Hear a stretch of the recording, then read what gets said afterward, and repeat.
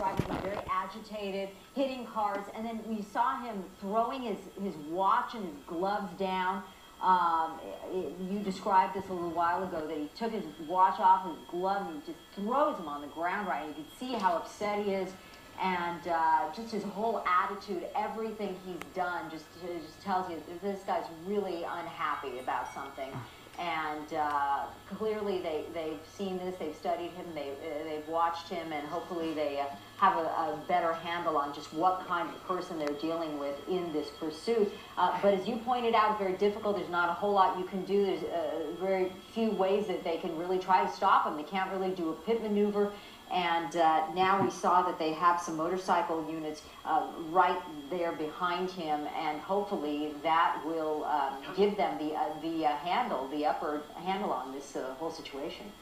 So they started off as definitely. They started off as trying to stop this motorcyclist for speed. Obviously, he did not stop, and Officer Ming Shu with the CHP told us that there's no plate visible on this motorcycle, so they have not been able to see who it's registered to and make contact with anyone. They don't know if the stolen motorcycle or the person that it's registered to is the driver himself.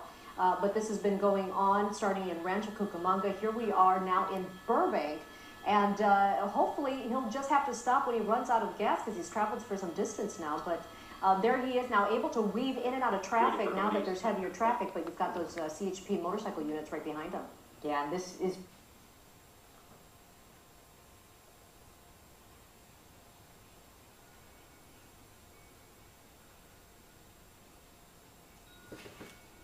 Exit there for a moment. He went through that intersection and then went right back on the freeway. It was a kind of a dangerous move there, passing a car on the right-hand side. He is northbound 170 at this point, coming up to Chandler you think it Boulevard. feels good on his hand? Still northbound on that 170 freeway. Was he waving? Dangerous move there as he proceeded off the off-ramp there. Now he's looking at him. He's looking at his hand like he's in pain. That move must have caused him some pain there, going through, probably having to brake. You know, he had to slow down a bit there, maybe squeezing that wrist.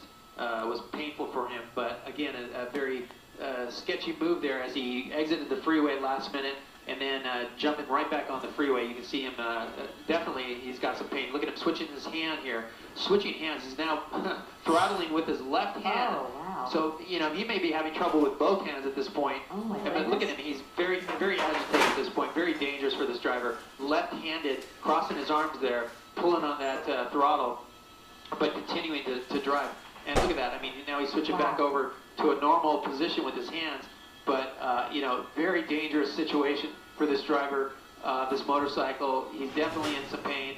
And, you know, it just boggles the mind why he wouldn't just pull over and give it up. Yeah, and you can easily understand how at that rate of speed, by reaching out and even putting his hand in the way of another car as he's passing, allowing the other car to smack him in the hand and in the wrist, that he could have broken a bone. He could have broken several bones. He looks like he's having a really rough time just handling the bike down there, Gil.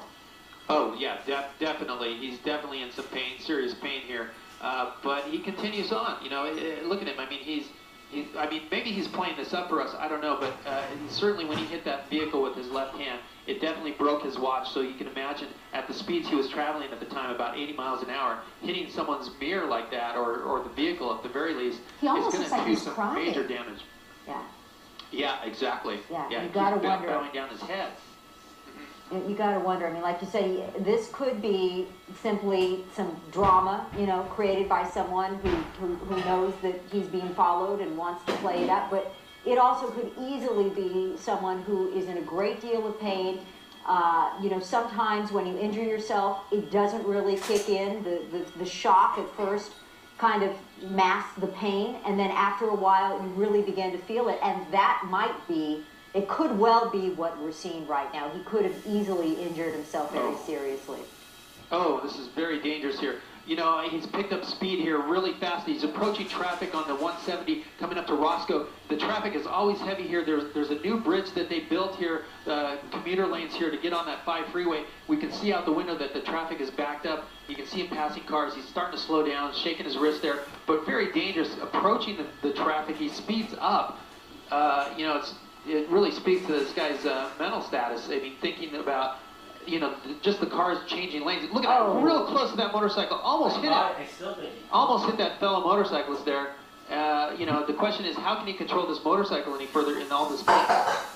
Yeah, Gil, thank you. Let's go to the phone right now. We have Officer Vince Ramirez with the CHP. And Officer Ramirez, can you tell us, you've got some motorcycle units behind this guy, right? That is correct. It looks like we have a couple of motorcycle units behind this vehicle. Again, you know, each of these pursuits is different.